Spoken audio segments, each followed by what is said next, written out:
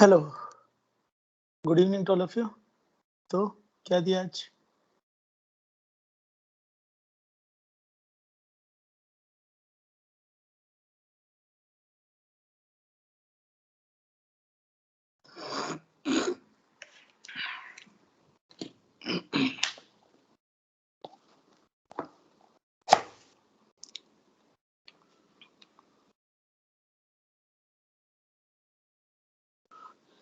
Okay,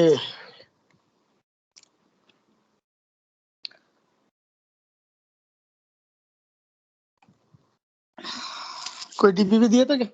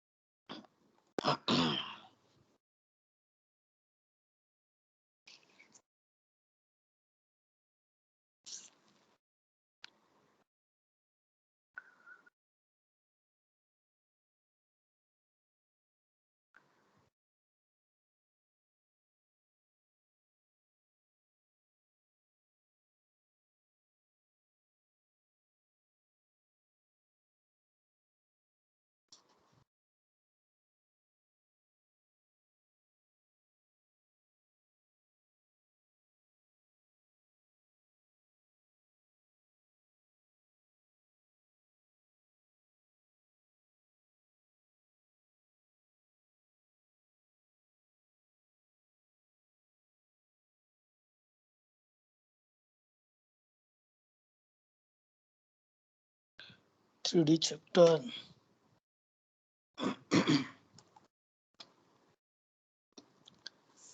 TPP 9 Wednesday को बोला होगा। टेस्ट है ना तुम्हारा मंडे को?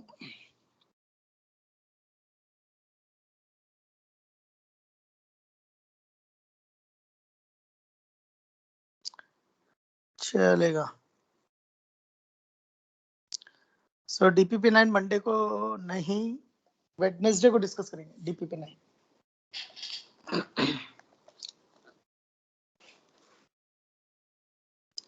स्क्रीन दिख रही है?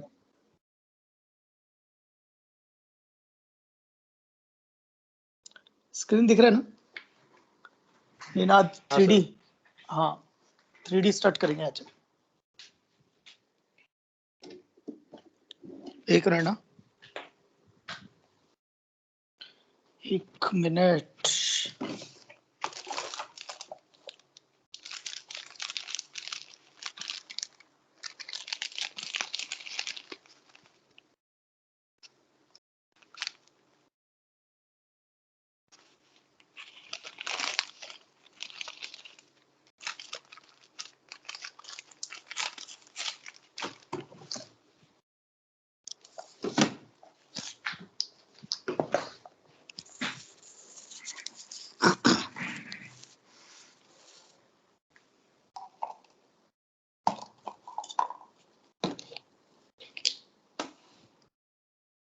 एक रहना,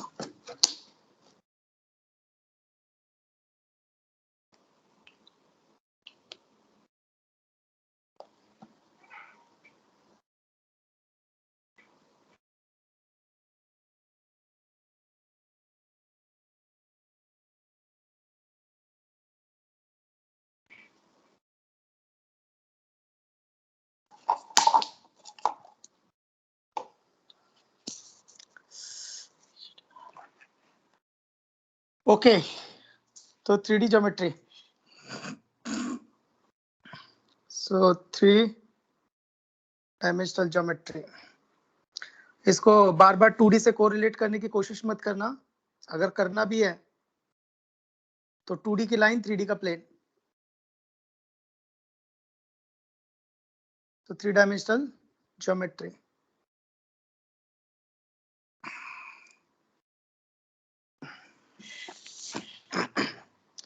सो 3 डायमेंशनल ज्योमेट्री। अरे यार, तो 3D अपना right handed coordinate system, 3D अपना राइट हैंडेड कोऑर्डिनेट सिस्टम। इसके अंदर कुछ नए कॉन्सेप्ट सीखने को मिलेंगे जिनका पहले से कोई ज्यादा लिंक नहीं है, but we will explain with the help of vector also. Okay, सो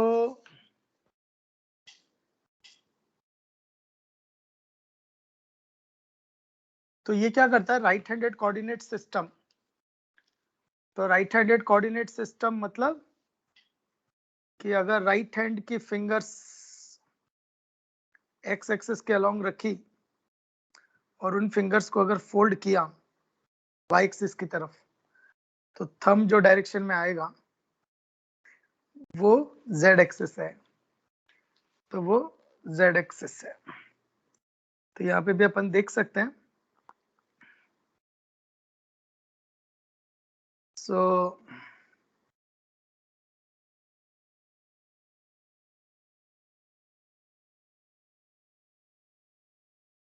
ये देखो, तो red is X axis, red is X axis, green is positive Y axis. ये जो एरो लग रहे हैं ना, एरो मतलब पॉजिटिव, और जिधर एरो नहीं लग रहा ना वो नेगेटिव। तो तुम देख भी सकते हैं, नंबर भी लिखे हैं इन पे, -1 -2 0 1 2 3, है ना। ये जूम इन जूम आउट।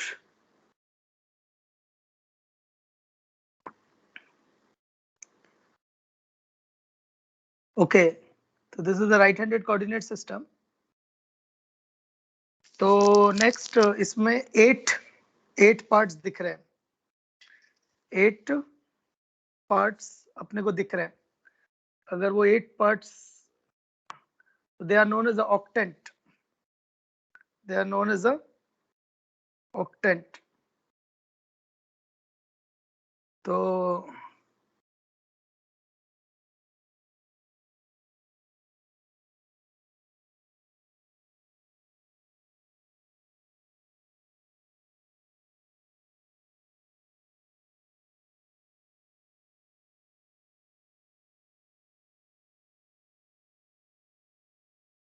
कैसे रे,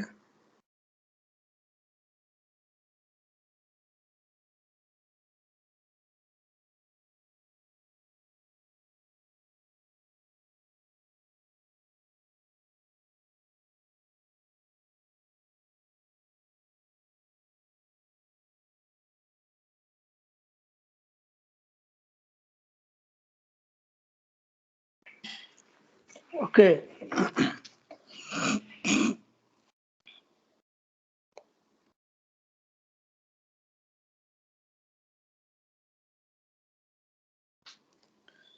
तो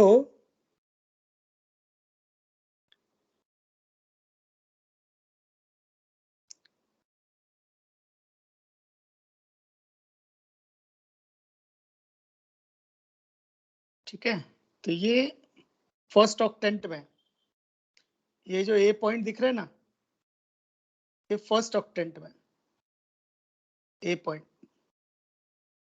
अब मैं सेकेंड ऑक्टेंट में बनाता, तो सेकेंड ऑक्टेंट में क्या होगा, तो फंडा क्या रहता है, ये ऑक्टेंट के साइन कन्वेंशन है। तो जैसे 2D में क्या होता है, 2 एक्सेस मिलकर 4 पार्ट्स बनाती हैं,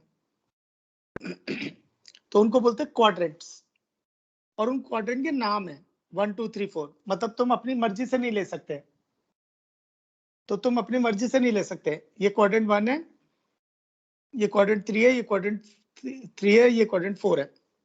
यहाँ x पॉजिटिव है, y पॉजिटिव है, x negative, y positive, negative negative, positive negative, तो उनको बोलते हैं क्वाड्रेंट। तो उसी तरह से 3D में क्या है, 8 पार्ट है, तो वो 8 पार्ट्स है, and they are known as a octants, they are known as a octants. तो उन ऑक्टेंट के साइन कन्वेंशन है, ऑक्टेंट 1, ऑक्टेंट 2, ऑक्टेंट 3, ऑक्टेंट 4, 5 6 7 8, तो उनके साइन कन्वेंशन है। तो पहले 4 ऑक्टेंट पॉजिटिव जेड एक्सिस, पहले 4 ऑक्टेंट, पहले 4 ऑक्टेंट पॉजिटिव जेड एक्सिस, फिर बाकी के 4 negative Z axis, negative Z axis.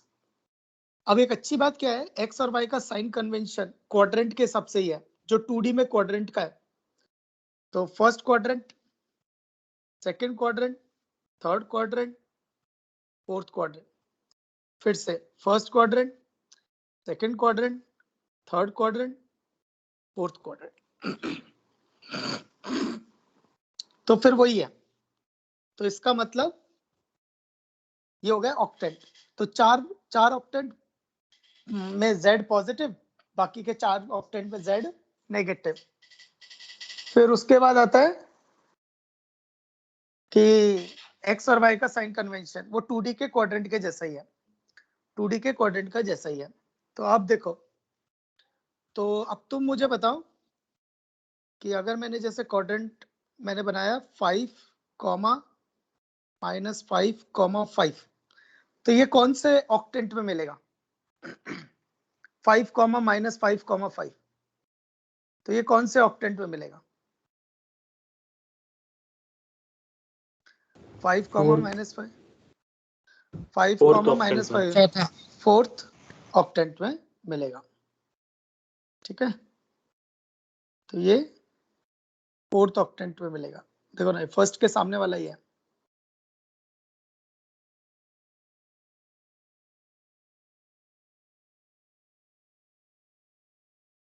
Okay, next है -5, 5, 5, -5,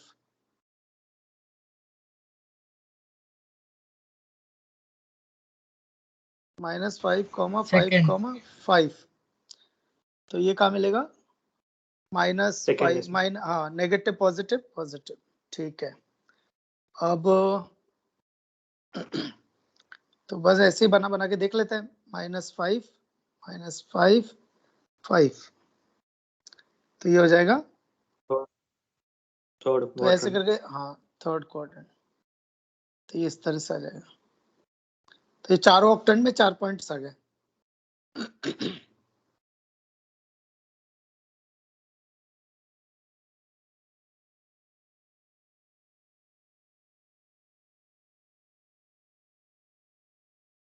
तो ये 4 ऑक्टेंट में 4 पॉइंट्स दिख रहे हैं।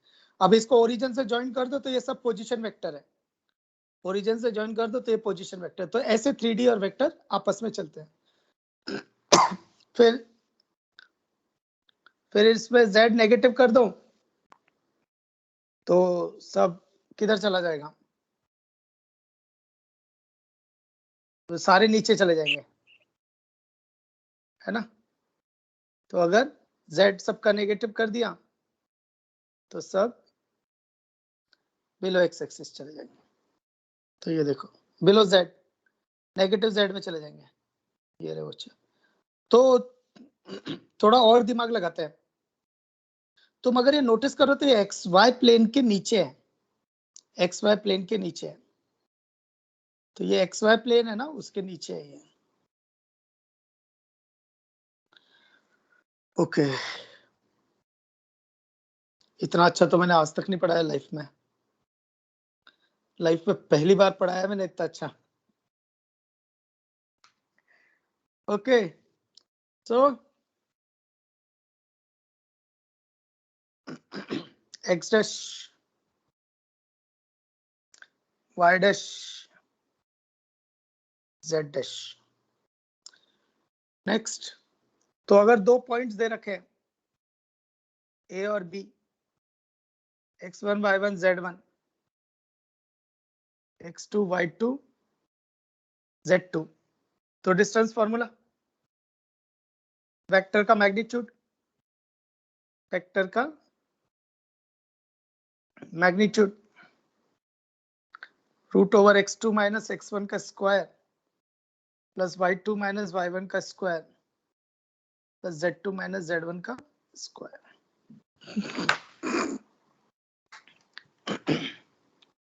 तो ये हो गया।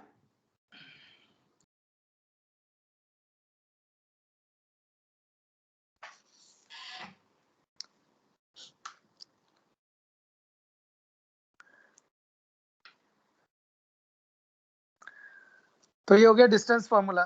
तो वही 2D वाला है, यानी तो वेक्टर से भी देख सकते हो, ए बी वेक्टर का मैग्नीट्यूड। तो ये क्या हो गया? ए बी वेक्टर का मैग्नीट्यूड।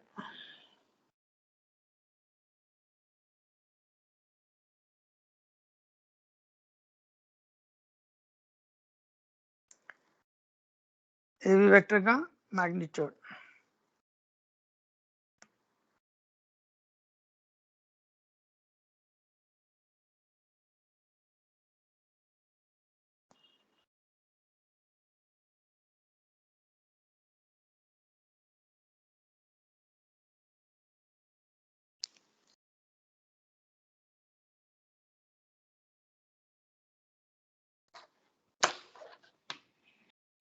तो ये ए बी के बीच की डिस्टेंस हो गई।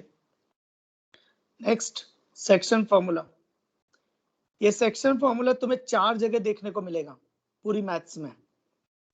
ये सेक्शन फॉर्मूला तुम्हें 4 जगह देखने को मिलेगा पूरी मैथ्स में। 2D, वेक्टर, 3D, सॉरी नहीं मतलब हाँ कॉम्प्लेक्स नंबर।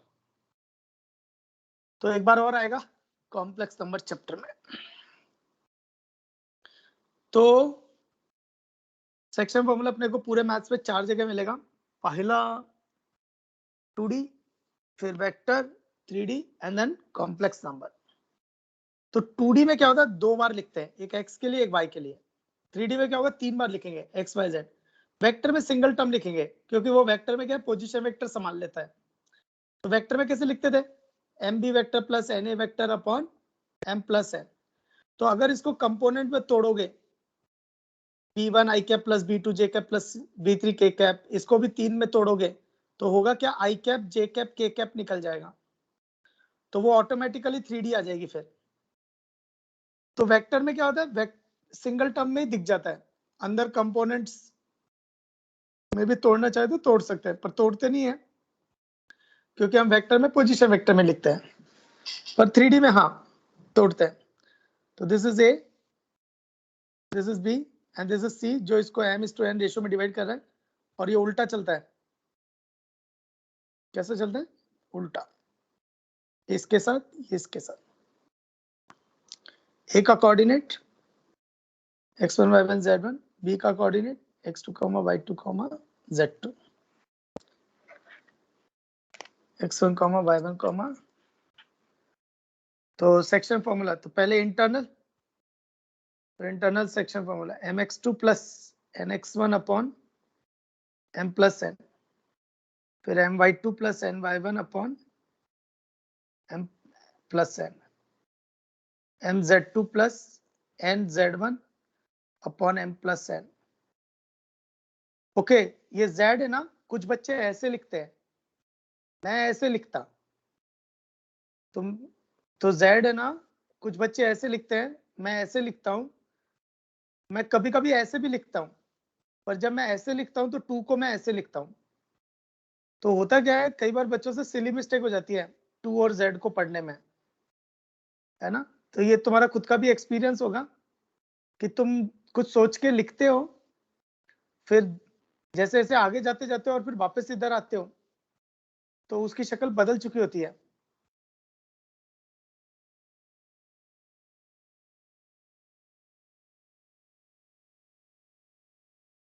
निनाद, इसमें रेशियो भी 3 का होगा, फिर क्या बोलना क्या चाहता है, अरे कोलिनियर पॉइंट्स है। अच्छा तू वैसे सोच रहा है, गलत हो गया। ठीक है, कोलिनियर पॉइंट सही है, तो इसलिए सिर्फ 2 ही रहेगा, है ना। ओके, तो z और 2 सही से लिखना। तो मैं तो सजेस्ट करूंगा z हमेशा ऐसे लिखो, और यानी तो 2 ऐसे लिखो। कई बार बच्चों सिली मिस्टेक हो जाती है उसमें, ये जनरली फंसता है 3D चैप्टर और कॉम्प्लेक्स नंबर में। कॉम्प्लेक्स में ज्यादा प्रॉब्लम आती है 3D से, क्योंकि 3D में तो क्या होता है ना, z के आगे कोफिशिएंट होता है, तो अपने को पता चल जाता है z कौन है और 2 कौन है कई बार। पर लेकिन कॉम्प्लेक्स में चक्कर पड़ता है क्योंकि कॉम्प्लेक्स में अपन z करके लिखते हैं। तो ध्यान रखना, बस मेरा बताने का मतलब है, ऐसी कुछ मिस्टेक्स तुम्हें भी अपनी अपनी दिखाई देंगी। Everyone has its own personality, तो सबका अपना एक गलती करने का तरीका भी होता है। अगर तुम्हारे कुछ अच्छे काम करने के तरीके हैं तो तुम्हारे कुछ गलती करने के भी तरीके रहेंगे। तो you have to observe so that you can increase your accuracy. Okay, external section formula में n की जगह -n,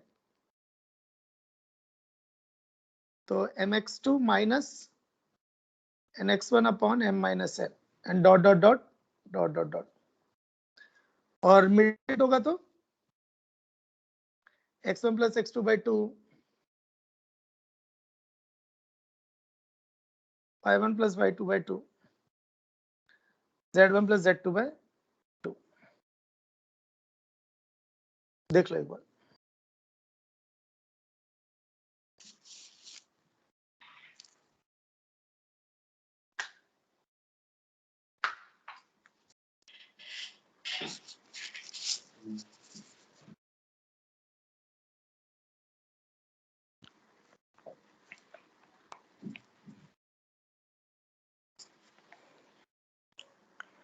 देख लो एक बार।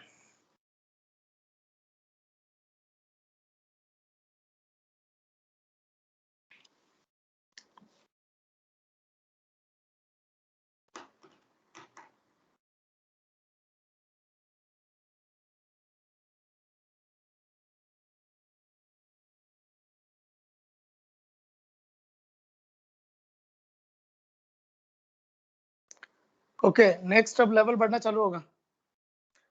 तो पहली चीज, तुम ये कंफ्यूज मत हो ना 2D का, 2D में और 3D के लाइन में। 3D की लाइन अलग ट्रीट करो।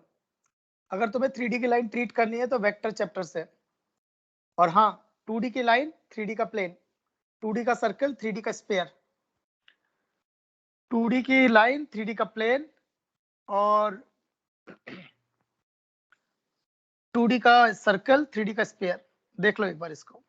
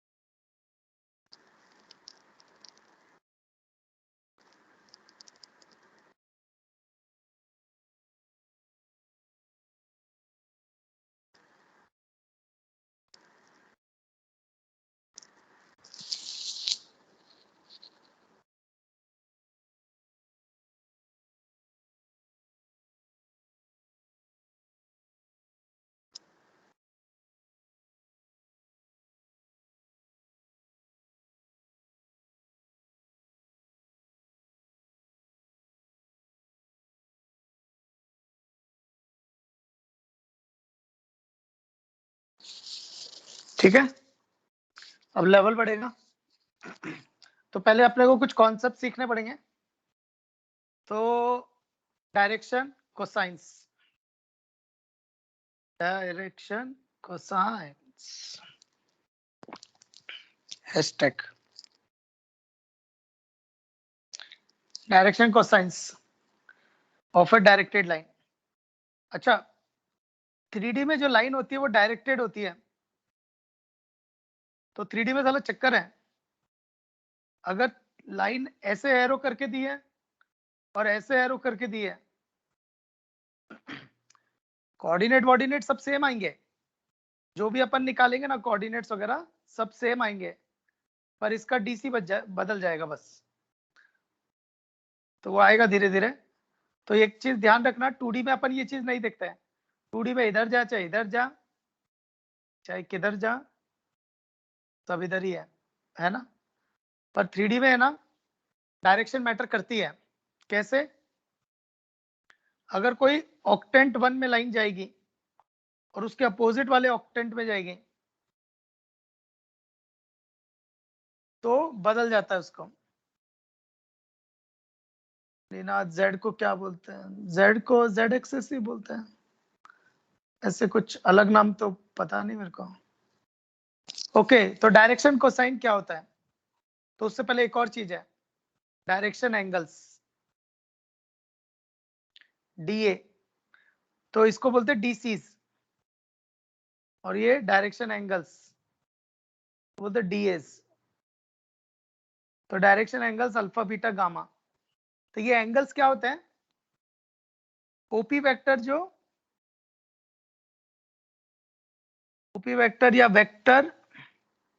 या फिर directed line, positive X axis directed line, angles made with positive X axis, positive Y axis, positive Z axis.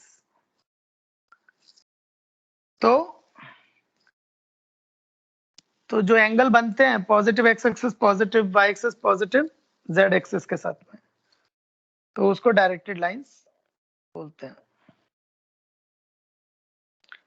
Okay, तो तुम इसको ऐसे ट्रीट कर सकते हो कि लाइन हो गई वेक्टर और आई कैप, उन दोनों के बीच का एंगल, तो ये हो गया अल्फा। तो देखो कैसा दिखेगा, तो this is X axis, Y axis, Z axis, X axis, Y axis, Z axis, और अपना ओपी वेक्टर ले लेते फिलहाल, तो ये ओपी वेक्टर, तो ये जो एक्स एक्सिस के साथ एंगल बनाएगी दैट इज अल्फा, और ये वाई एक्सिस के साथ जो एंगल बनेगी दैट इज बीटा, और जेड एक्सिस के साथ जो एंगल बनेगा that is gamma.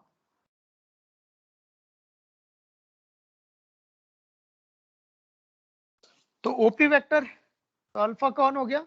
OP vector और आई कैप के बीच का एंगल। बीटा कौन हो गया?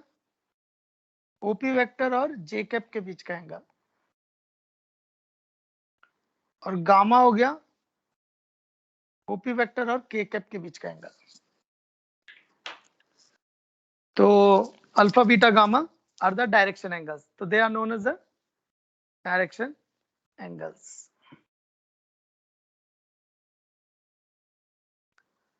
So they are known as the direction angles. तो अल्फा बीटा गामा को बोलते हैं डायरेक्शन एंगल्स। अच्छा, तो ये काइंड ऑफ ऐसा हो गया जैसे वेक्टर के बीच का एंगल है, और वेक्टर के बीच का एंगल होता है 0 से पाई क्लोज इंटरवल। वेक्टर के बीच का एंगल होता है 0 से पाई क्लोज इंटरवल। देख लो एक बार इसको।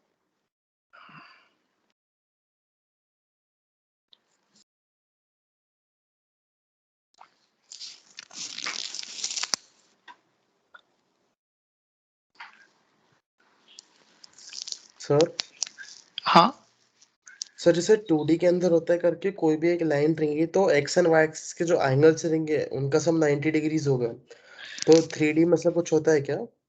हाँ, 3D में एक रिलेशन है, वो आने वाला है, पर उसको थोड़ा सा टाइम लगेगा, अभी आ जाएगा, ओके अभी सर। 5-10 मिनट के अंदर आएगा। पर हाँ, ऐसा some relation, of cos square one है क्या? हाँ हाँ वही। तो नमिश कैसा है ना कि 2D में एंगल्स का सम है, पर 3D में से एंगल्स का डायरेक्ट नहीं है, थोड़ा घुमा के है, पर रिलेशन है।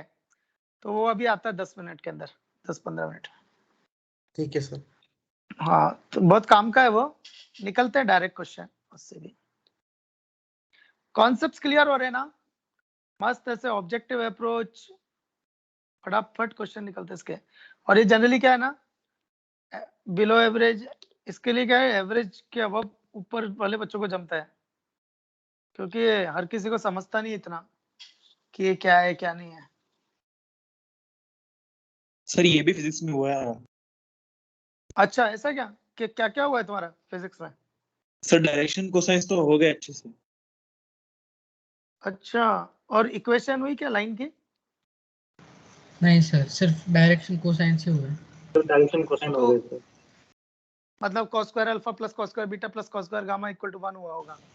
हाँ हाँ, सर। और ये वो वेक्टर 3D इक्वेशन भी हो गई, वेक्टर भी हो गया कि आर जो मैग्नीट्यूड ओपी वेक्टर का magnitude R cos alpha I cap, वो वाला रिलेशन भी हो गया। अच्छा, वो वेक्टर इक्वेशन भी होती है उसमें? A vector plus lambda B vector? नहीं, वो वाला नहीं हुआ। अच्छा, और ये क्या वो इसकी वजह से होता होगा 3D में जो मोशंस होते हैं उनके लिए? सर पता नहीं क्यों हुआ, क्योंकि उससे ज्यादा कुछ यूज नहीं आया अभी तक। हाँ तो 3D मोशन तो ना, प्रोजेक्टाइल तो 2D है। और तेरी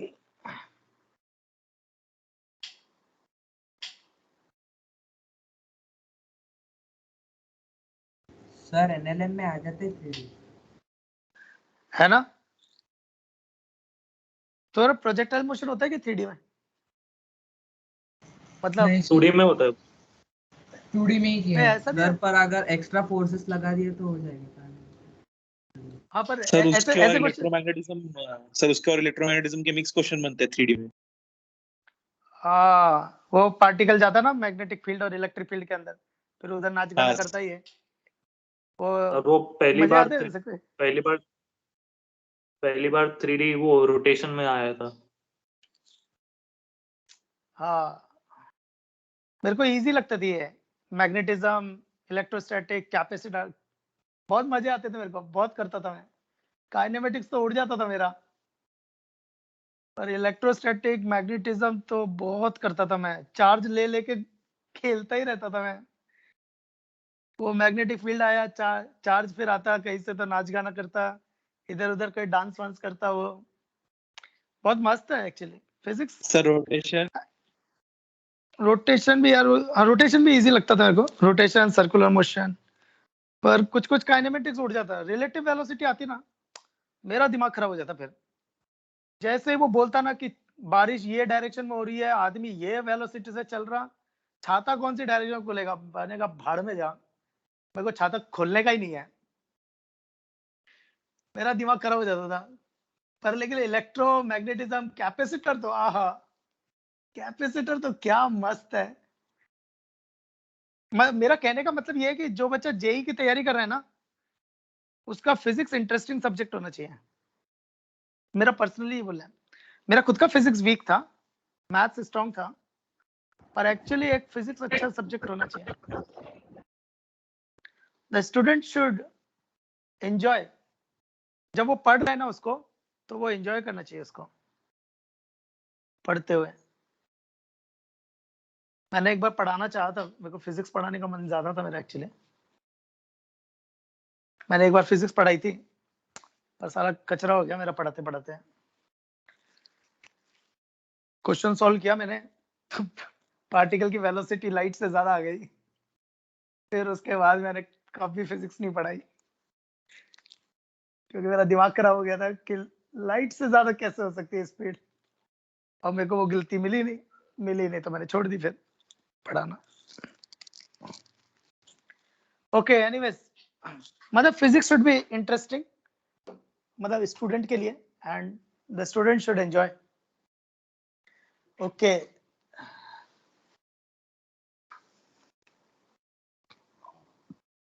प्रणव सर, ये 3D और वेक्टर्स किसने स्टडी? ये तो यार ये सब 200 300 साल पुरानी सब चीजें हैं। ये जो चल रहा है ना सब बहुत सेंचुरीज पहले का ही है। अगर तुम्हें पता होगा तो एस एल लोनी जो है ना, वो खुद 19th सेंचुरी की लिखी हुई बुक है। और वो जो एक आदमी था ना जिसके सर पे एप्पल गिरा था, वो खुद 1660 का है, 1660। वो टाइम पे तो अंग्रेज एक्टिव भी नहीं हुए थे इंडिया में, है एक्टिव हो गए थे पर बहुत ज्यादा रूल नहीं था। तो ये सब चीजें पहले आ गई थी। और 3D तो दिख जाएगा क्योंकि अपन स्पेस में तो रहते हैं। स्पेस से मेरा मतलब XYZ।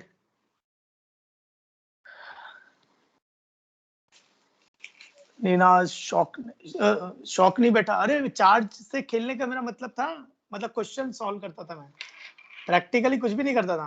प्रैक्टिकली मेरे को कुछ समझता भी नहीं था, प्रैक्टिकली तो इतना कुछ समझता नहीं था, पर लेकिन हाँ क्वेश्चंस बहुत सॉल्व करता था। मतलब टेस्ट में मेरे को इलेक्ट्रो का क्वेश्चन दिखा, मैं ट्राई करता उसको।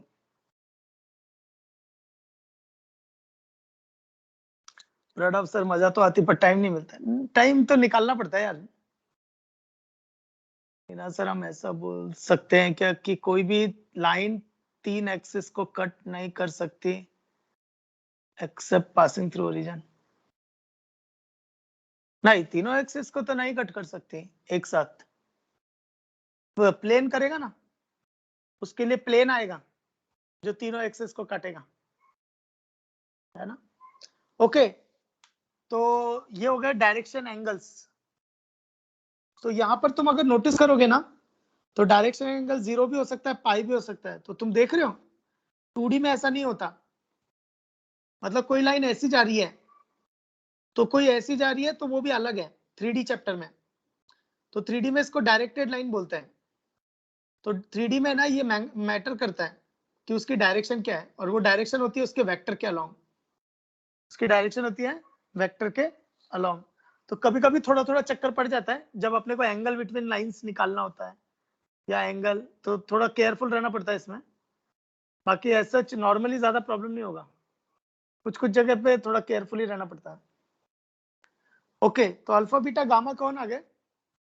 ये आ गए डायरेक्शन एंगल्स। तो alpha beta gamma are the direction angles.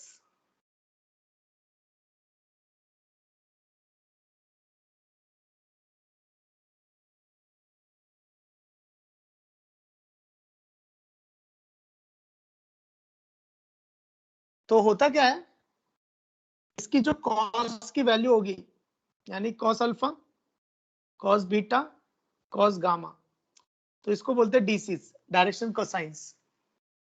तो इसको बोलते हैं DCs, direction cosines, and they are denoted as L, M और एन।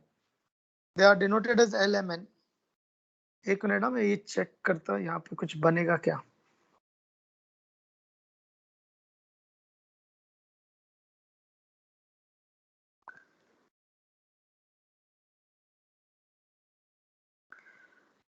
तो एक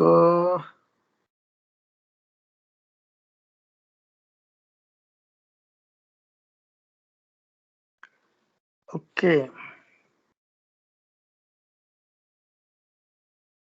तो ये एक वेक्टर है।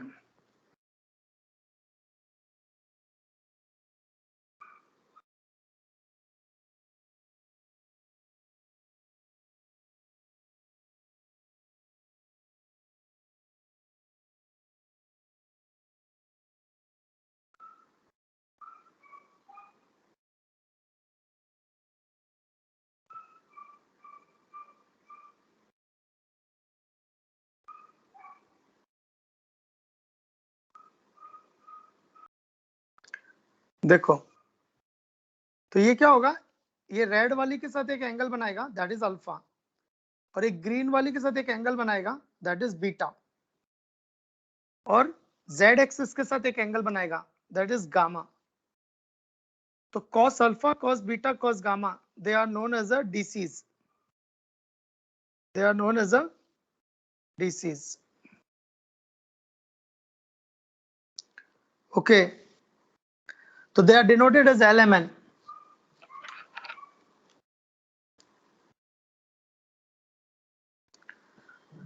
So denoted as LMN. तो remark, तो DCs of positive X axis क्या होगा?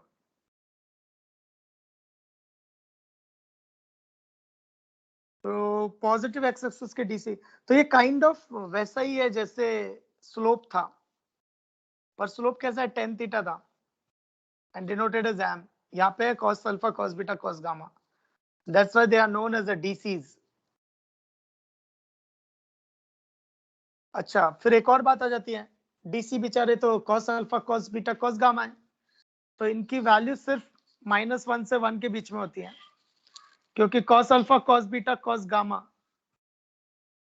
cos alpha, cos beta, cos gamma lie between -1 to 1, cos alpha, cos beta, cos gamma -1 to 1, 100। अच्छा, 100 मतलब 1, 0, 0। तो ओके, तो एक्स एक्सिस के डायरेक्शन एंगल क्या होंगे? 0 डिग्री, 90 डिग्री, 90 डिग्री। तो पॉजिटिव एक्स एक्सिस कितना एंगल बना रही होगी direction angle? 0 degree, 90 degree, 90 degree. तो उसका कॉस निकालेंगे, तो cos alpha, cos beta, cos gamma, तो वो आएगा 100। अच्छा, वाई एक्सिस का क्या आएगा? डीसी 010 010, क्योंकि डायरेक्शन एंगल होगी, तो इसमें direction angles 0 degree, 90 degree, 90 degree, इसमें होगी 90 डिग्री, 0 डिग्री, 90 डिग्री, और थर्ड वाले में होगी 90 डिग्री, 90 डिग्री और 0 डिग्री। सर इसमें पॉजिटिव और नेगेटिव के अलग अलग होंगे ना? हाँ ना, क्यों? बिकॉज ऑफ डायरेक्टेड, तो नेगेटिव एक्स एक्सिस का बदल जाएगा ना, तो नेगेटिव एक्स एक्सिस का जो डीसी होगा, पर लाइन जबकि सेम ही है, तो वो because of the vector, because of the directed line. तो ऐसा क्यों हो रहा है? Because of the directed line. तो ऐसा हो रहा है because of the directed line. तो नेगेटिव एक्स एक्सिस का हो जाएगा फिर तुम्हारा 180 डिग्री, 90 डिग्री, 90 डिग्री, तो -1 0 0। पर जब हम इक्वेशन निकालने जाएंगे ना, तो वो सेम आएगी। जब इक्वेशन निकालने जाएंगे ना, तब सेम आ जाएगी, तो वो ऑटोमेटिकली एडजस्ट हो जाएगा। इधर ये 0 0 1 देख लो एक बार। यहां पर इंपॉर्टेंट है डायरेक्शन एंगल्स क्या होते हैं और डायरेक्शन कोसाइन क्या होता है, and they are denoted as LMN, cos alpha, cos beta, cos gamma, cos alpha, cos beta, cos gamma.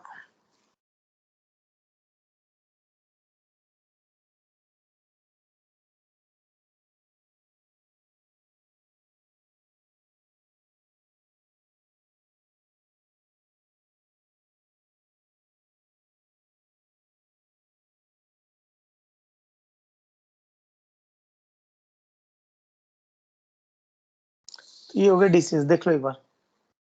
फिर दूसरे उसमें आ जाएगा cos square alpha plus cos square beta plus cos square gamma is equal to 1। कैसे आएगा वो देखते हैं अपन, देख लो एक बार इसका।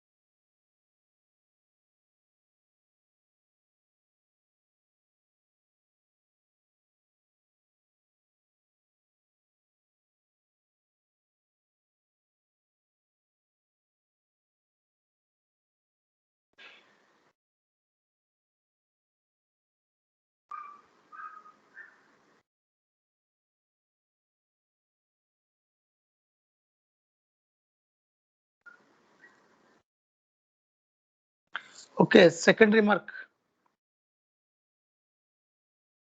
So x, y, z. There is point P, coordinate x, y, z. O, P. तो OP जिसके DC है LMN. OP जिसके DC है LMN. OP जिसके DC है LMN. तो अब तुम देख सकते हो कि OP वेक्टर क्या होगा? एक्स आई कैप प्लस वाई जे कैप प्लस जेड के कैप, ठीक है। अब कॉस अल्फा कौन है? तो अल्फा है ओपी वेक्टर और आई कैप के बीच का एंगल, तो कॉस अल्फा कितना हो जाएगा? OP dot I cap upon magnitude of OP magnitude of I cap. OP dot I cap होगा एक्स और ओपी वेक्टर का मैग्नीट्यूड आर मान लेते हैं, इसको मैं ओपी को आर से डिनोट कर रहा हूँ, OP is equal to are,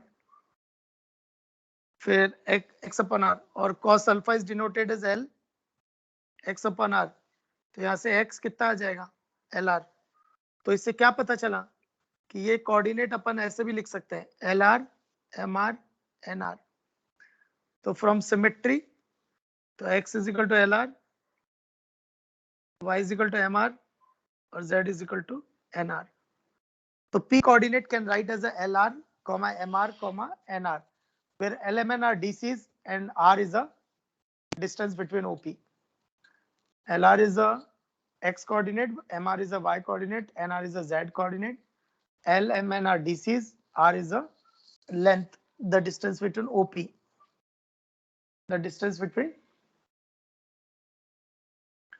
OP. देख लो एक बार.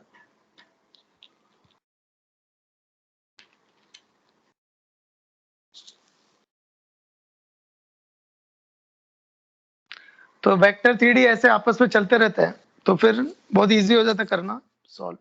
पर आपका क्लैरिटी होना चाहिए, कॉन्सेप्ट्स क्लैरिटी होनी चाहिए.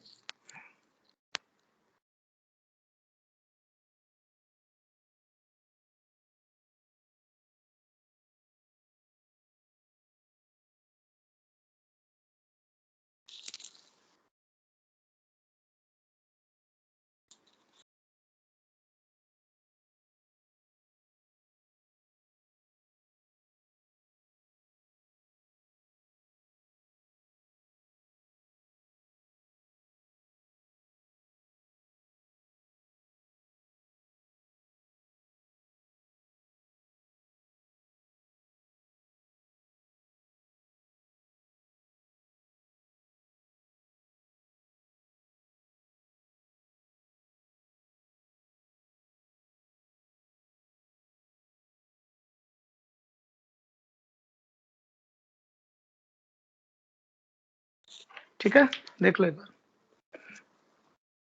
ये इंपॉर्टेंट है.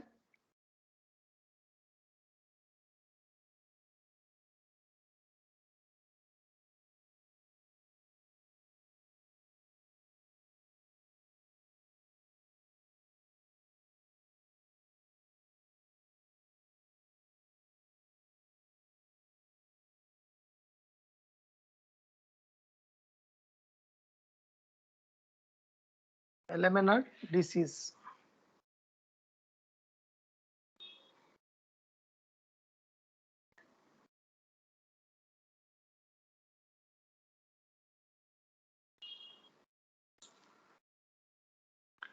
Okay, third. तो थर्ड में देखो ओपी कितना था, आर. तो अगर मैं ओपी की डिस्टेंस एक्स वाई जेड के हिसाब से निकालूं तो वो कितनी आएगी, OP square is equal to X square plus Y square plus Z square. और अगर वो पी कोऑर्डिनेट जो था X Y Z also L R M R N R, तो ओपी स्क्वायर में दो तरह से लिख सकता है, X square plus Y square plus Z square, L square R square, M square R square plus N square R square. ठीक है, OP is equal to R, तो R square is equal to L square plus M square plus N square. वो इसकी जरूरत नहीं है, ये just एक डिस्टेंस फॉर्मूला लिखा है, इनटू आर स्क्वायर. तो आर स्क्वायर कैंसिल. तो this is the relation between LMN. This is the relation between LMN. तो cos square alpha plus cos square beta plus cos square gamma.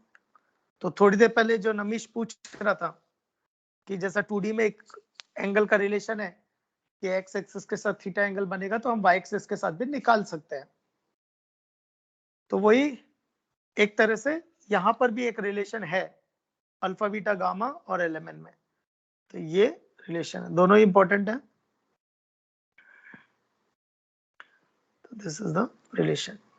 ये trigonometry से नहीं आया है, ये 3D से आया है. कई बार बच्चे क्वेश्चन में कंफ्यूज हो जाते हैं कि 3D का क्वेश्चन है कि ट्रिगो का क्वेश्चन है. तो cos square alpha plus cos square beta plus cos square gamma is equal to 1 3D का क्वेश्चन है, ट्रिगो का नहीं. क्योंकि ट्रिगो में ये कोई आइडेंटिटी नहीं है, ये 3D की आइडेंटिटी है, ऐसा समझ लो. तो for true for all values of alpha beta gamma, true for all values of alpha beta gamma.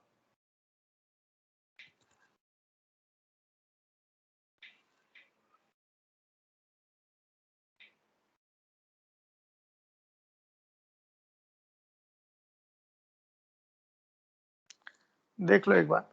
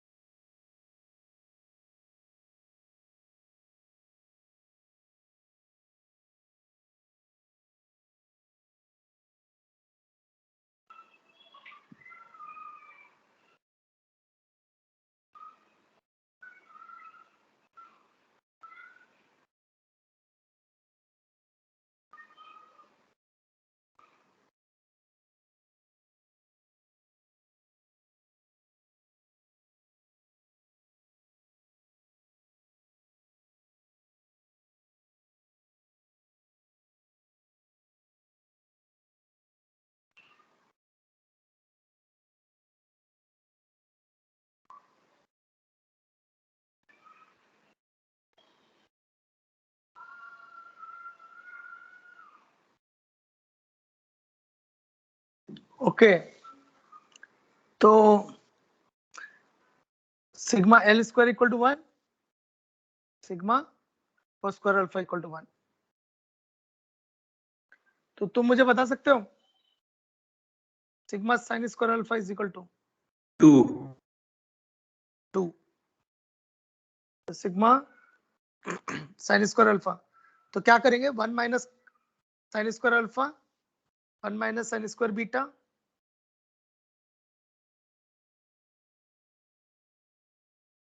तो cos स्क्वायर अल्फा को लिखेंगे 1 minus sine square alpha 1 minus sine square beta plus 1 minus sine square gamma equal to 1। तो ये हो जाएगा 3 minus sigma sine square alpha equal to 1। तो sigma sine square alpha equal to 2 और sigma cos 2 alpha, sigma cos 2 alpha कितना होगा? हाँ अमन 2 है, तो सिग्मा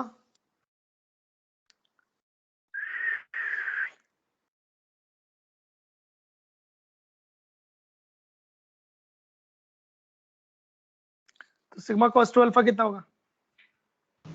-1 कैसे? सर ये लगा देंगे cos 2 अल्फा का एक्सपेंशन। गोल्ड फॉर्मूला, कोई फॉर्मूला बिल्कुल। तो गोल्ड फॉर्मूला लगा देंगे, नहीं तो क्या करो दोनों को सब्ट्रैक्ट कर दो, ये दोनों को सब्ट्रैक्ट कर दो। तो cos square alpha minus sine square alpha cos 2 alpha, cos square beta minus sine square beta cos 2 beta, cos square gamma minus sine square gamma cos 2 gamma, और 1 माइनस 2 इज -1। तो सिग्मा cos 2 अल्फा हो जाएगा -1। देख लो एक बार इसका।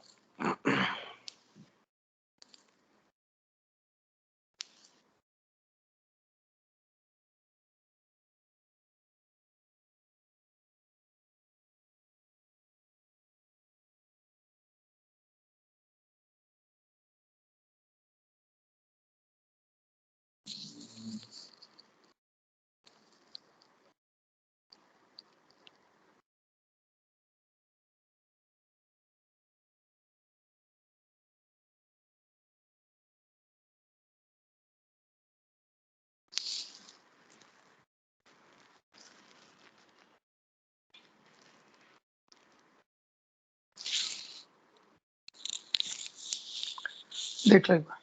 तो यहाँ पे क्या हुआ कि अगर लाइन के एंगल्स दे रखे हैं तो हम डीसीज निकाल सकते हैं। अगर लाइन के एंगल्स दे रखे तो डीसी निकाल सकते हैं, पर आगे क्या होगा ऐसे डायरेक्ट एंगल नहीं दे रखे होंगे, तो उसमें इंफॉर्मेशन कुछ और दे रखी होगी। तो एक और कॉन्सेप्ट है डायरेक्शन रेशियोज। तो डायरेक्शन रेशियो क्या होता है? Which is proportional to DCs. तो डायरेक्शन रेशियो अपने को थोड़ा और आगे जाके समझ में आएगा अच्छे से, अभी जितना जरूरत है उतना देख लेते हैं। तो जब लाइन की इक्वेशन आएगी ना, अभी थोड़ी देर में आ जाएगी, तो डायरेक्शन रेशियोज यहाँ पे क्या हो रहा है, सिर्फ कॉन्सेप्ट बिल्डिंग हो रही है, सो दैट कि फिर थोड़ी देर बाद में हम लाइन की इक्वेशन निकाल पाएंगे। तो हमें दो ही इंपॉर्टेंट टॉपिक पढ़ने हैं, लाइन और प्लेन, पर हम साथ में ये भी पढ़ लेंगे स्फीयर। सिलेबस में नहीं है पर थोड़ा आइडिया ले लेंगे, क्योंकि कुछ बच्चे बुक्स वगैरह जो सॉल्व करते हैं उसके अंदर फंसता है कभी कभी, तो उसके लिए ठीक है। तो लाइन एंड प्लेन सिलेबस में है, स्फीयर अपन टच कर लेंगे तो उसको भी सिलेबस में ले आएंगे, कुछ भी नया नहीं पढ़ना पड़ेगा, तो उसको सिलेबस में लाके उसके क्वेश्चंस भी हैंडल कर सके, ऐसा अपने को देखना है। तो डायरेक्शन रेशियो क्या होता है? The DCs are proportional to D R. तो ABC are represented by D Rs, direction ratios. तो DCs are proportional to D R, तो M is proportional to B, N is proportional to C. तो इसका फायदा क्या होता है? पहला तो जब कि वेक्टर दे रखा होता है तो उस वेक्टर से हम लोग डी आर निकाल के डीसी निकाल सकते हैं। तो आगे जाके पता चलेगा कि वेक्टर से हम लोग डी आर निकाल सकते हैं और डी आर से हम लोग डीसी निकाल सकते हैं। नेक्स्ट, डीसी के साथ प्रॉब्लम कैसा है?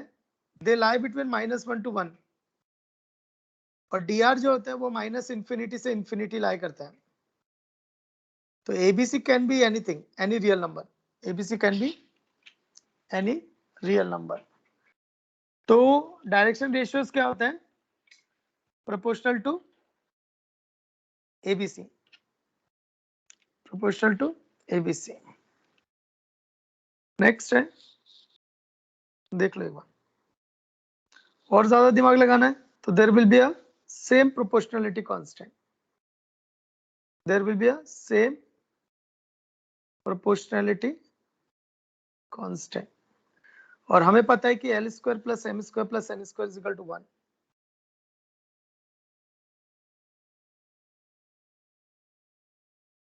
तो lambda square sigma A square is equal to 1।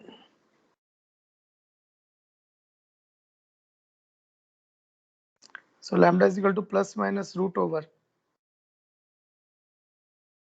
a square plus b square plus c square।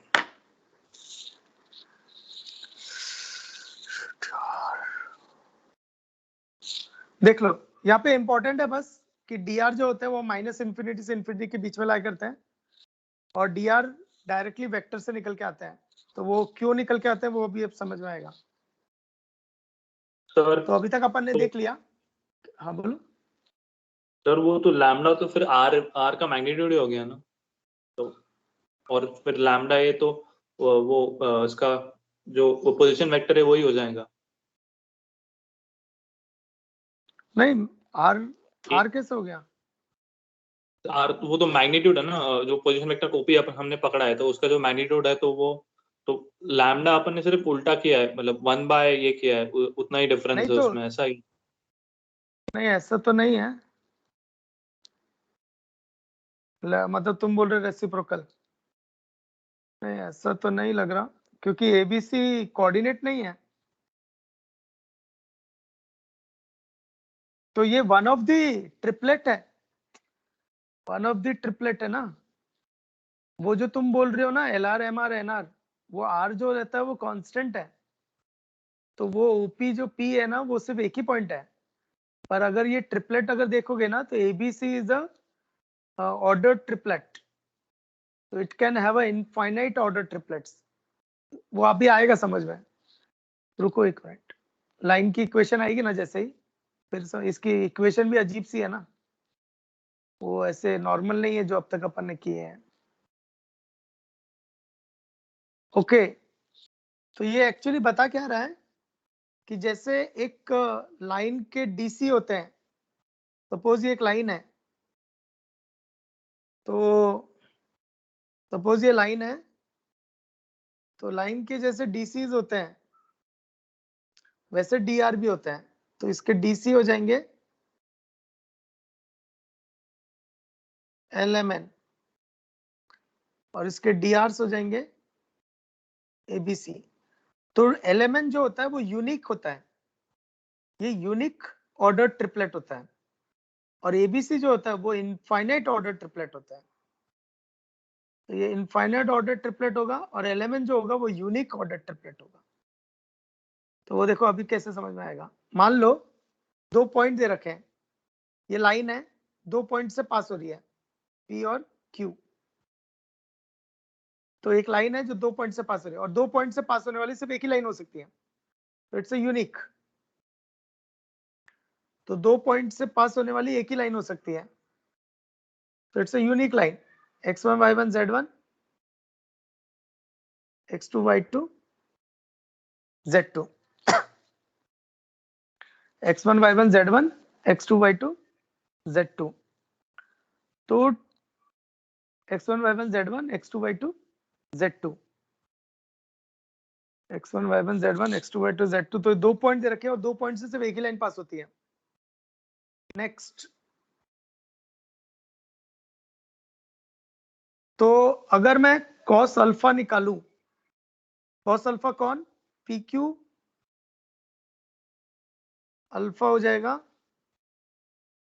PQ और I कैप के बीच का एंगल, बीटा हो जाएगा PQ और J कैप का बीच का एंगल, और गामा हो जाएगा PQ और K कैप के बीच का एंगल। तो cos अल्फा यानी DC वो कितना होगा, तो वो होगा x2 minus x1 upon PQ।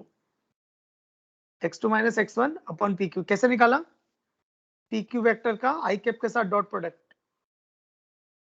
तो PQ वेक्टर है x2 minus x1 I cap plus y2 minus y1 J cap plus z2 minus z1 K cap.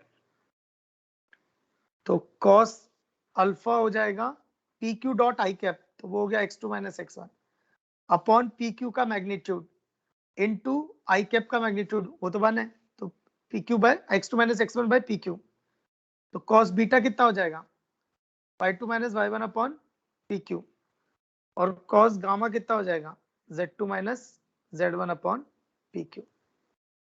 ठीक है, इससे अभी डिकोड करेंगे कि इस लाइन के DC और DR क्या है। इस लाइन के DC और DR क्या है, DC तो आ गए, DR निकालना है। देख लो एक बार।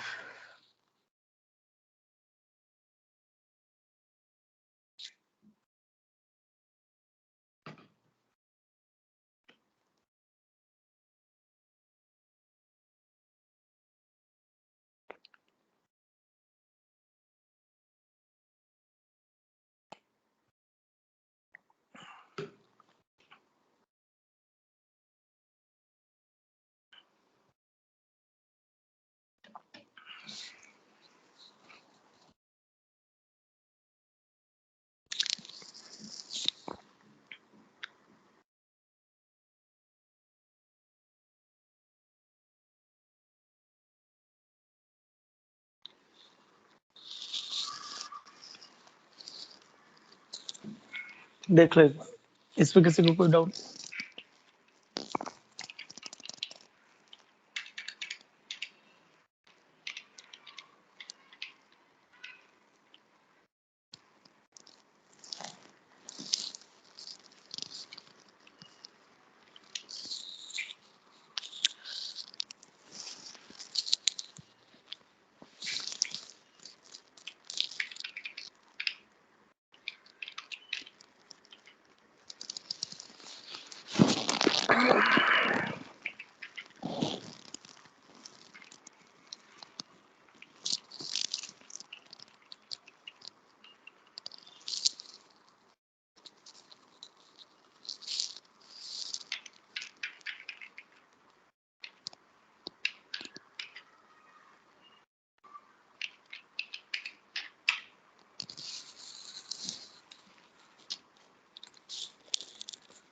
ठीक है, अब देखना,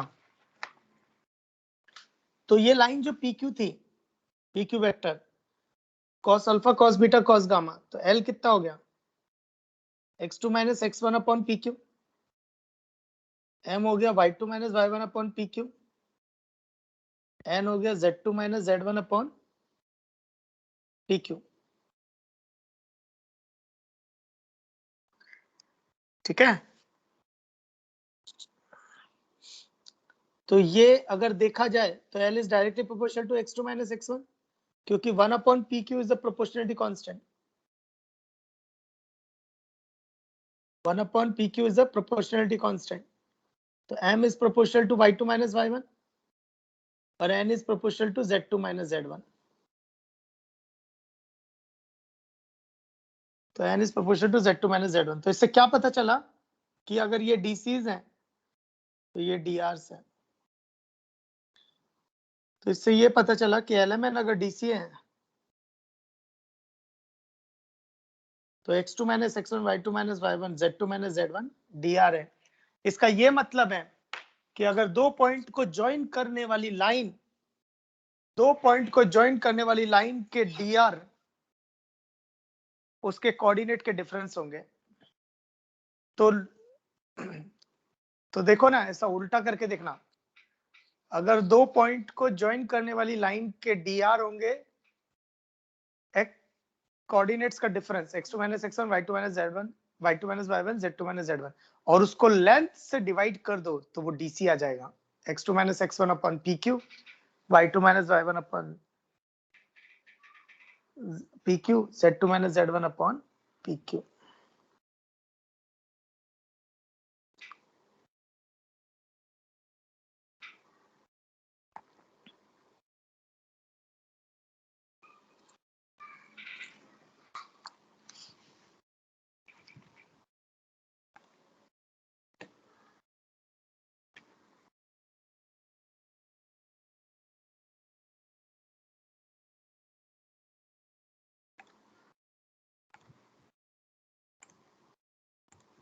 देख लो एक बार।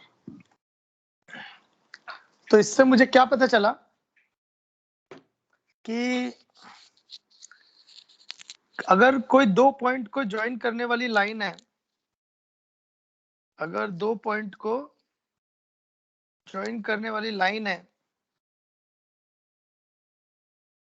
अगर दो पॉइंट को ज्वाइन करने वाली लाइन है तो कोऑर्डिनेट का डिफरेंस dr होगा और उसको लेंथ से डिवाइड कर दो तो फिर DC होगा। तो इस तरह से हम किसी भी लाइन के DC और dr निकाल सकते हैं।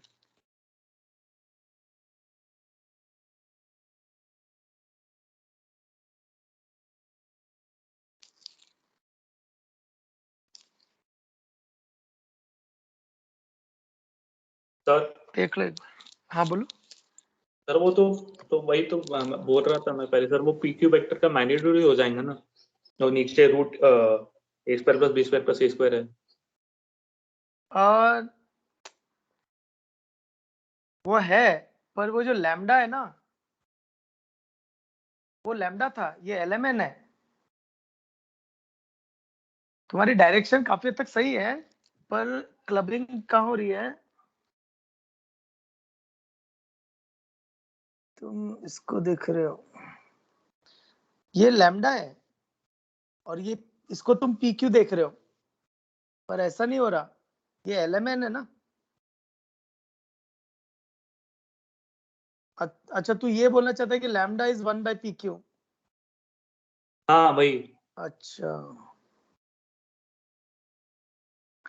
Lambda is 1 by PQ, the proportionality constant. हाँ ठीक है, सो lambda is 1 by PQ। Okay, तो अगर कोई दो पॉइंट दे रखे हैं, अगर कोई दो पॉइंट दे रखे हैं तो उसके कोऑर्डिनेट का डिफरेंस,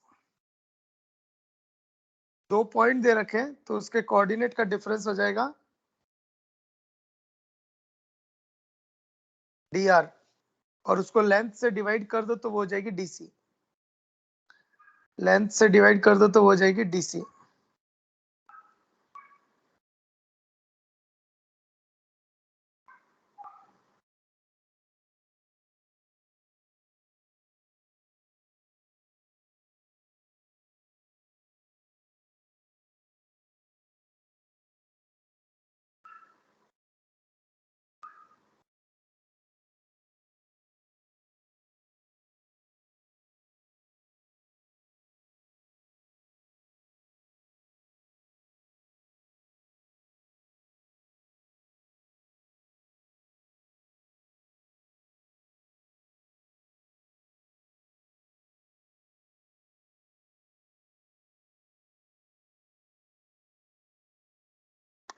ठीक है,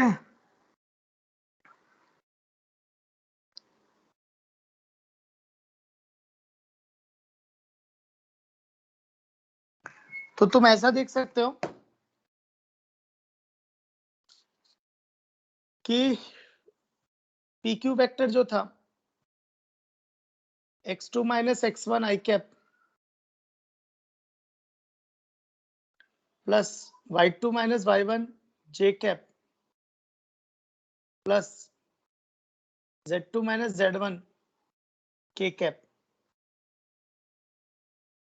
x2 minus x1 i cap plus y2 minus y1 j cap plus z2 minus z1 k cap. तो इसके dr कौन हो गए? इसके कंपोनेंट्स। तो ये जो वेक्टर के कंपोनेंट्स है वही dr हो गए। तो किसी लाइन के dr क्या होते हैं?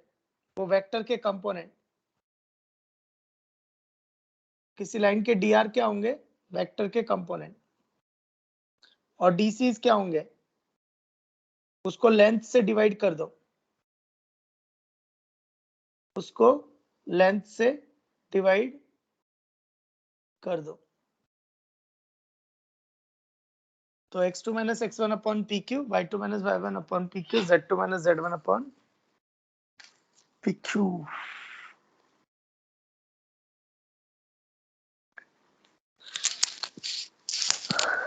देख लो एक बार। तो इसका मतलब है प्रणव देश पांडे, रेशियो क्यों बोला है उससे? डायरेक्शन रेशियो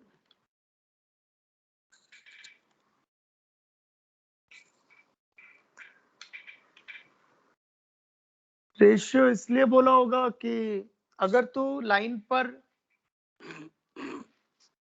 अगर मान ले ये PQR है, तो हो सकता है इसलिए बोला होगा कि अगर PQ के जो DR होंगे x2 माइनस x1 और जो PR का जो DR होगा यानी x3 माइनस x1, तो इसका रेशियो कांस्टेंट आएगा। इसका रेशियो कांस्टेंट आएगा। तो अगर तू देखेगा तो ये x1 y1 x1 y1 z1 x2 y2 z2 x3 y3 z3, तो इसके dr क्या होंगे? x2 minus x1 y2 minus y1 z2 minus z1 या x3 minus x1 y3 minus y1 z3 minus z1। तो इस लाइन पे तुम कोई सा भी पॉइंट ले लो, तो अगर dr का रेशियो लोगे तो वो कांस्टेंट आएगा, सेम आएगा, क्योंकि इसके जो dc होंगे वो कितना होगा? pq upon pq upon pq और p upon pr upon pr upon pr। तो ये हो गया lmn। तो lmn तीनों का सेम है, तो ये हो गया lmn। तो अगर इसका रेशियो लोगे तो 1 आएगा, हो सकता है इसलिए बोला, पर ठीक है। ओके, तो अपने को क्या करना है कि अगर कभी भी दो पॉइंट दे रखे हैं P और Q, तो उसके dr होंगे कोऑर्डिनेट्स का डिफरेंस और dc होगा लेंथ से डिवाइड कर दो। तो सोचो, देख लो एक बार इसको। तो अगर दो पॉइंट दिए हैं x1 y1 z1 x2 y2 z2, तो उसके dr होंगे x2 minus x1, y2 minus y1, z2 minus z1, और dc होंगे, और इसके dc होंगे लेंथ से डिवाइड कर दो। तो तुम ऐसा भी देख सकते हैं, लाइन का जो वेक्टर होता है उसके जो कंपोनेंट्स होते हैं वो उसके dr ही होते हैं। लाइन जिस वेक्टर के अलोंग होगी, लाइन जिस वेक्टर के अलोंग होगी, लाइन जिस वेक्टर के अलोंग होगी उसका कंपोनेंट ही dr होंगे, क्योंकि ये पी क्यू वेक्टर जो बनाया है इन्होंने x2 minus x1, y2 minus y1, z2 minus z1, तो वो यही बता रहा है। तो लाइन जिस वेक्टर के अलोंग होगी उसके कंपोनेंट dr होंगे। तो लाइन जिस वेक्टर के अलोंग होगी उसके कंपोनेंट dr होंगे। तो तुम मुझे बताओ, एक लाइन है जो कि v वेक्टर के अलोंग है, a i cap plus b j cap plus c k cap, तो इसके dr क्या होंगे, a b c, और इसके dc's क्या होंगे, मैग्नीट्यूड से डिवाइड कर दो, मैग्नीट्यूड से डिवाइड कर दो, मैग्नीट्यूड से डिवाइड कर दो। Converse is also true. अगर तुम्हें किसी लाइन के dr पता है तो तुम उसकी डायरेक्शन निकाल सकते हो कि वो किस वेक्टर के अलोंग है। अगर किसी लाइन के dr पता है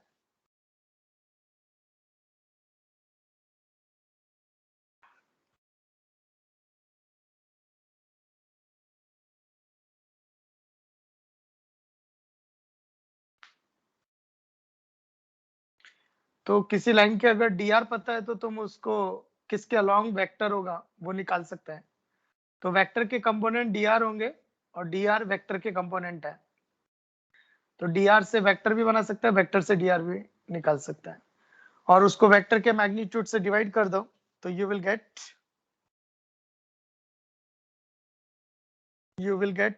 dc, तो यू विल गेट dc। तो अब देखो वेक्टर 3D कैसे चलता है, ये सब वेक्टर 3D आपस में इंटरकन्वर्टिबल है। तो अब वेक्टर में देखते हैं एंगल बिटवीन वेक्टर कैसे निकालते हैं, दोनों का dot product divide by magnitude.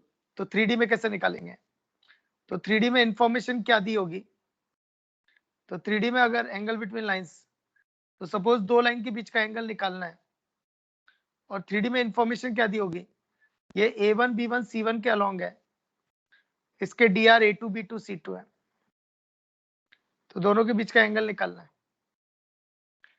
तो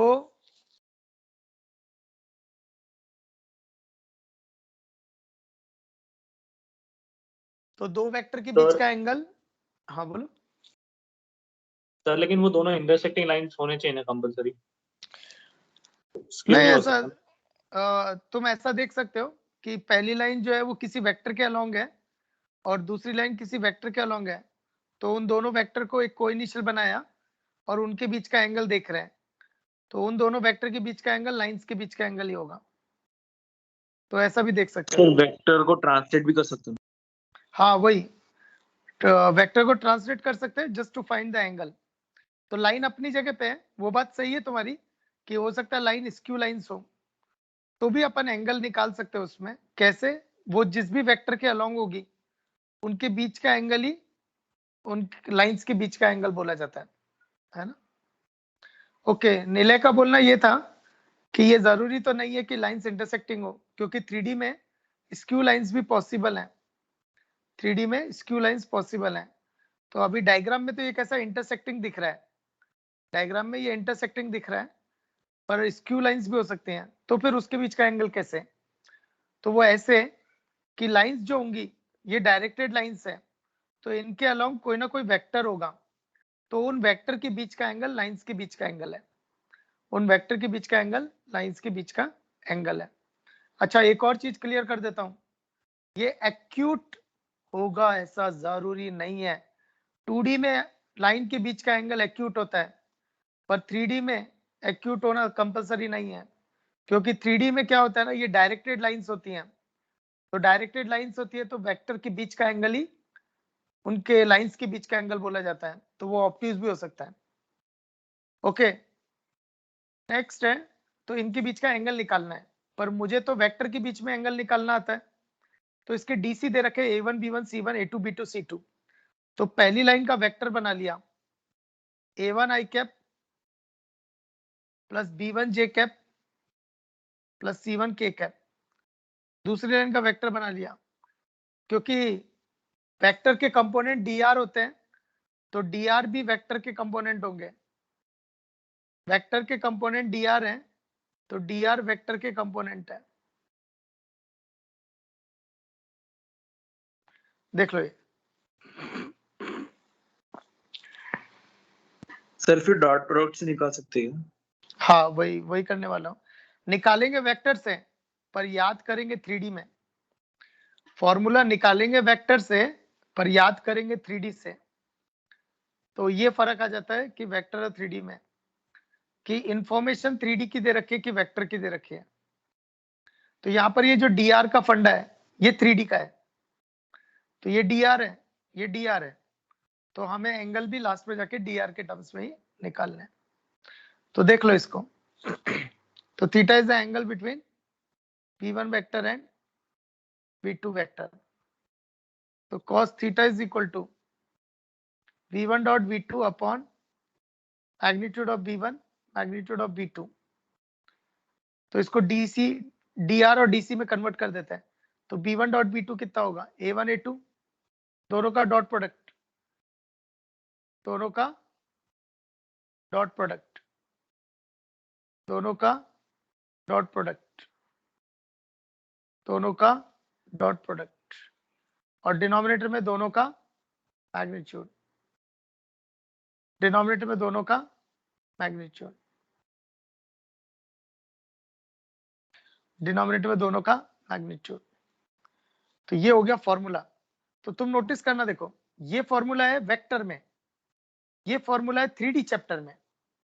तो ऐसे फर्क आ जाता है कि तुम वेक्टर यूज कर रहे हो कि 3D यूज कर रहे हो। कन्वर्टिबल है दोनों, एक दूसरे में जाएगा ही जाएगा 100%। अब एक और चीज, तो ये पहली लाइन का dr है, तो पहली लाइन का dr को उसके मैग्नीट्यूड से डिवाइड करेंगे तो वो कौन आएगा, dc l1। फिर a2 को इससे डिवाइड करेंगे तो वो आ जाएगा l2 प्लस, तो b1 upon this m2, b2 upon m1, तो b2 upon this m2, c1 upon this n1, c2 upon this n2। तो l1 l2 m1 m2 plus n1 n2, L1 L2 plus M1 M2 plus N1 N2। ये हो गया DC के terms में, ये हो गया DC के टर्म्स में। तो ऐसे फर्क आ जाता है वेक्टर और 3D में। तो तुम देख रहे हो ये तीनों एक ही फॉर्मूले हैं। ये वेक्टर चैप्टर में है, ये 3D का dr है, ये 3D का DC है। तो ये फर्क है। तो वेक्टर 3D में ये फर्क है, पर एक दूसरे में जाएगा ही जाएगा 100%। एक दूसरे में ये जाएगा ही जाएगा 100%। देख लो एक बार इसको। तो यार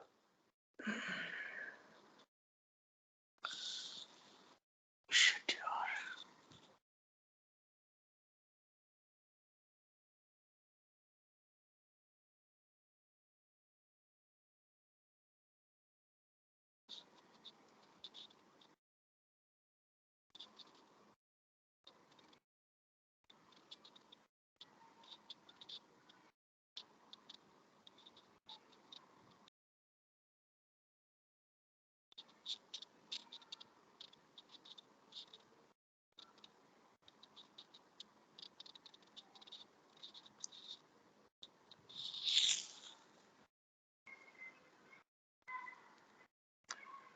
मानस सर, इसके डायरेक्ट क्वेश्चन और सब पार्ट दोनों ही है।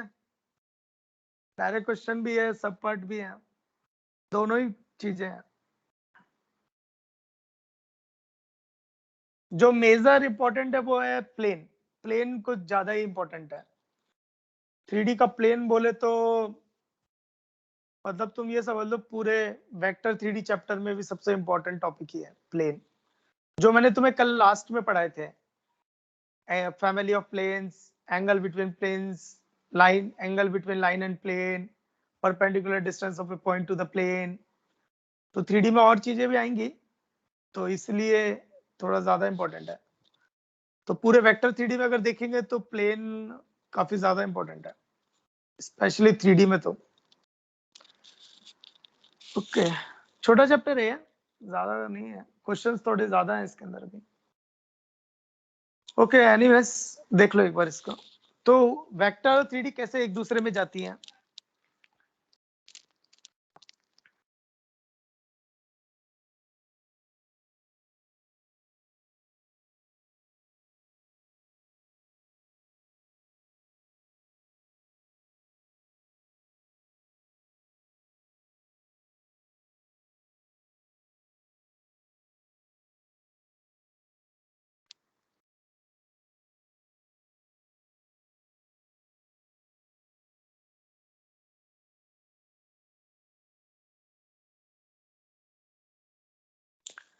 ठीक है, तो हम लोगों ने क्या क्या पढ़ा एक बार बता देता हूं।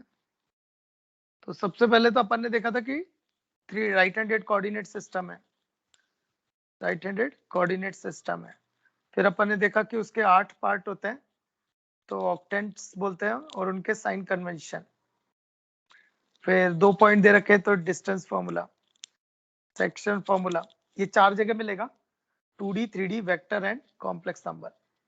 फिर अपन ने कॉन्सेप्ट्स, DA डायरेक्शन एंगल होता है, line x axis y axis z axis के साथ जो एंगल बनाती है, और दे लाई बिटवीन 0 टू पाई, उसका cos alpha cos beta cos gamma DC होगा, उसका cos alpha cos beta cos gamma DC होगा।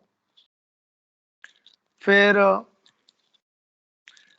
कोई अगर पॉइंट XYZ दे रखा है तो, और OP के DC LMN है, तो R डिस्टेंस पे कोऑर्डिनेट क्या होंगे, LR MR NR, LR MR NR। फिर relation L square plus M square equal to 1, cos sigma cos square alpha equal to 1। फिर ये तो जस्ट डेराइव्ड है। तो DR ABC, कोई भी 2 पॉइंट अगर दे रखे हैं तो DR होगा x2 minus x1, y2 minus y1, z2 minus z1, और they are proportional to LMN। अगर मैग्नीट्यूड से डिवाइड कर दोगे तो DC आ जाएगा। नेक्स्ट, किसी वेक्टर के कंपोनेंट DR होते हैं और उसको मैग्नीट्यूड से डिवाइड कर दो तो DC होते हैं। फिर 2 लाइन के बीच का एंगल निकालना है, तो यानी 2 लाइन के DR दे रखे तो एंगल कितना होगा, तो ये फॉर्मूला। तो 2 लाइन के बीच का एंगल, 2 वेक्टर के बीच का एंगल। ठीक है, सो मंडे के टेस्ट के लिए best of luck, and Tuesday को फिर अपन टेस्ट पेपर डिस्कस करेंगे, और टाइम मिलेगा तो फिर अपन आगे 3D चैप्टर कंटिन्यू करेंगे। और वेडनेसडे को DPP 9 और 10 दोनों, वेडनेसडे को DPP 9 और 10 दोनों, ताकि 3D की DPP स्टार्ट करें। ठीक है, चलेगा, ये फाइल में शेयर कर देता थोड़ी देर में। So hope you enjoyed the session, thank you to all, sir enjoy your day. हाँ बोलो। सर मंडे का पेपर कैसा है। वो इजी रखा है मैंने लास्ट टाइम के कंपैरिजन में, क्योंकि लास्ट वाला बहुत ज्यादा डिफिकल्ट चला गया था, तो उसके कंपैरिजन में इजी रखा है। चलेगा, best of luck for test, so thank you to all, enjoy your day.